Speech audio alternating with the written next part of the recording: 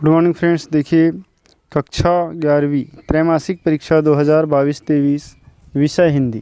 Friends 14 अक्टूबर को जो paper संपन्न हुआ है कक्षा 11वीं का, तो उसका प्रश्न पत्र के पूरे प्रश्न के उत्तर मैं यहाँ पर लेकर आया हूँ। फ्रेंड्स आप सभी छात्रों के कमेंट्स के आधार पर कि उत्तर चाहिए करके, तो देख लेते हैं हम कौन से प्रश्न का क्या उत्तर सही होगा, जो आपको आगामी अर्धवार्षिक और वार्षिक परीक्षा के लिए बहुत ही महत्वपूर्ण होने वाला है ये वीडियो। ठीक है, तो देख लेते हैं सवाल। जैसे पहला सवाल हमारे पास लिखा हुआ है, सही विकल्प का चयन कर लिखे। मीराबाई के आराध्य देव कौन थे? तो इसका उत्तर हो जाएगा श्री कृष्ण। फिर है रमणीयार्थ प्रतिपादक शब्द काव्यम परिभाषा है, यह आचार्य विश्वनाथ की है।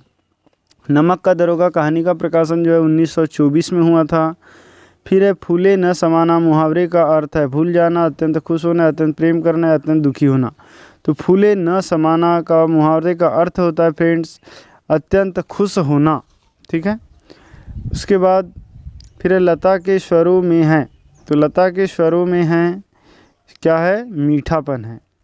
फिर है किसी सामग्री से उसकी अशुद्धियों को दूर करके उसे पठनीय बनाना कहलाता है, संपादन कहलाता है। अगला क्वेश्चन है, रिक्त स्थान की पूर्ति कीजिए। पहला वाणी का डायरेक्टर खालिस्तान को कहा जाता है, तो कबीर को कहा जाता है। फिर मीना ने प्रेम बेली में खालिस्तान सींचा है, तो प्रेम बेली में आंसुओं का जल सींचा है। फिर प्रबंध काव्य के अंतर्गत खालिस्तान आता है, तो इसका आ जाएगा सुर सागर आता है। फिर है मियाँ नसरुद्दीन अखबार बनाने वाले और पढ़ने वाले को खालिस्तान समझते थे, क्या समझते थे? निठल्ला। फिर है अच्छा अनुच्छेद लिखना एक खालिस्तान कौशल है, इसका उत्तर हो जाएगा लेखन। लेखन का कौशल है अच्छा अनुच्छेद। फिर शास्त्रीय गायन की महफिल खालिस्तान की होती है, तो ये 3 घंटे की होती है। फिर है हिंदी का पहला साप्ताहिक पत्र था उत्तंड मार्तंड। फिर है सही जोड़ी बनाइए, तो सही जोड़ी में देखिए फ्रेंड्स हमारे पास दिया हुआ है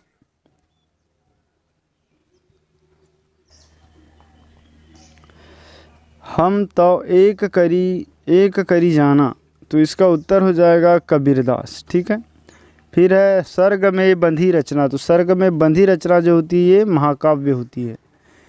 उसके बाद देख लीजिए किसी विचार या भाव के बारे में लिखना, तो ये हो जाएगा भाव पल्लवन, चौथे का क।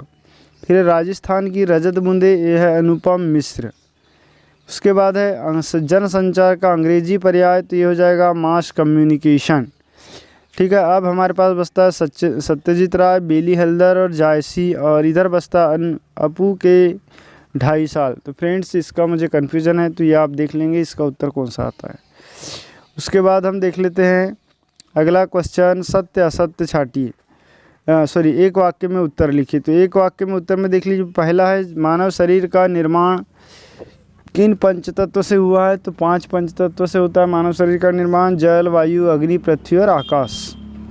फिर अनुभव कितने प्रकार के होते हैं? तो अनुभव 2 प्रकार के होते हैं। फिर है तालीम की तालीम बड़ी चीज़ है, यह कथन किसका है? तो ये कृष्णा सोबती का है। अगला है बंशीधर ने किसके से बैर मोल लिया था? फिर है विज्ञापन लेखन के समय ध्यान में रखे जाने वाली कोई एक सावधानी, तो विज्ञापन समय में आप ध्यान में रखने की अलग अलग सावधानी हो सकती है, बहुत सारी। ठीक है, इसको आप अपने शब्दों में लिख सकते हैं अपने हिसाब से। फिर लता मंगेशकर की लोकप्रियता का मुख्य मर्म क्या है? तो इसका गायन है कि मीठी बोली। फिर है भारतीय टेलीविज़न को दूरदर्शन नाम कब दिया गया? तो ये 1975 को दिया गया था। नेक्स्ट क्वेश्चन है फ्रेंड्स, सत्य असत्य छाटिए। तो पहला है भवानी, कवि भवानी प्रसाद मिश्र की माता बहुत पढ़ी लिखी थी, तो ये असत्य है। फिर है मोहन बैल है में अभिधा शक्ति है, ये भी असत्य है। फिर है अपू की माँ उसे रोटी सब्जी खिला रही थी, सत्य। फिर है संवाद सामान्य अर्थ बातचीत है, बिल्कुल सही है। संगीत का क्षेत्र विस्तीर्ण है, ये भी सही है। फिर जनसंचार माध्यमों का लोगों पर केवल सकारात्मक प्रभाव पड़ता है, तो ये असत्य है, क्योंकि सकारात्मक और नकारात्मक दोनों पड़ सकता है। अगला है सगुन भक्ति धारा की विशेषता बताते हुए 2 कवियों के नाम लिखिए। फिर है प्रयोगवादी कविता की विशेषता लिखिए। तो ये प्रश्नों के उत्तर आप अपनी पुस्तक से देख लेंगे। अब यहाँ पर हम देखते हैं अनसीन पैसेज। तो जैसा अनसीन पैसेज हमारे पास दिया हुआ है, देखिए इस पैसेज को आप पूरा पढ़ लेंगे। पढ़ने के बाद हम प्रश्न पढ़ते हैं। जैसा पहला प्रश्न लिखा है, मनुष्य के जीवन उत्साह कब बनता है। तो जब यहाँ पढ़ेंगे फ्रेंड तो इसका उत्तर जो हो जाएगा, मनुष्य का जो जीवन है वो उत्साह कब बनता है। तो ये हो जाएगा, जो जीवन के हर खतरे को चुनौती समझकर झेलते हैं उनका जीवन उत्साह जैसे बन जाता है। ठीक। अगला है कि उपयुक्त गद्यांश का शीर्षक लिखिए। तो उपयुक्त गद्यांश का शीर्षक हो जाएगा जीवन में उत्साह। ठीक है, ये हो जाएगा इसका शीर्षक। फिर है संतोष शब्द का विश्लेषण विशेषण लिखिए। तो संतोष शब्द का विशेषण मतलब विशेषता बताने वाला। तो संतोष शब्द का जो विशेषण होगा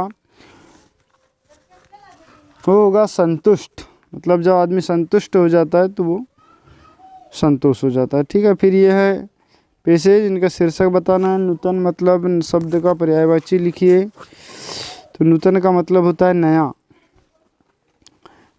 ठीक है। तो इस प्रकार से ये आप इनके पैसेज के आंसर लिख लिए होंगे। तो फ्रेंड्स वीडियो कैसा लगा, यदि अच्छा लगा हो तो प्लीज़ लाइक कर ले, चैनल को सब्सक्राइब करें और बेल आइकन की घंटी को जरूर प्रेस करें।